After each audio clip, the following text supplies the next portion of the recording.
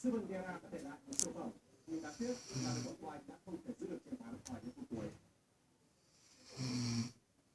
Đúng như sự kỳ vọng của khán giả, trận cầu tâm điểm của vòng đấu thứ 25 đã diễn ra rất căng thẳng và kịch tính. Ở phút thứ 23, Edin Dzeko đã giúp cho Manchester City mở tỷ số. Trong khoảng thời gian còn lại, khán giả buộc chứng kiến một phản thắng tuyệt đẹp, đó là hai cú sút xa của Sturridge và Vieira giúp cho Liverpool vươn lên dẫn trước. Nhưng bàn thắng đẹp nhất của trận đấu là thuộc về Aguero. Tiền đạo người Argentina lừa qua cả thủ thành Vieira rồi nâng bóng từ góc hẹp, ấn định tỷ số 2-2. Như vậy, Manchester City đã kéo đội đứng đầu bảng của thành phố lên tới 9 điểm. Ở trận đấu trước đó, cú sút xa của Gareth Bale đã giúp cho Tottenham Hotspur thắng trận 1-0 ngay trên sân của West Brom và tiếp tục vững vàng ở vị trí thứ 4 trên bảng xếp hạng.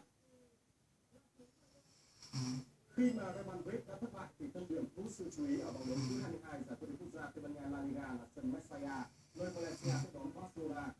Ở trận này, Messi tiếp tục ghi bàn và đây là trận đấu thứ 12 liên tiếp chân sút người Argentina ghi bàn tại La Liga, nhưng Barcelona đã không thể ra về với 3 điểm trọn vẹn.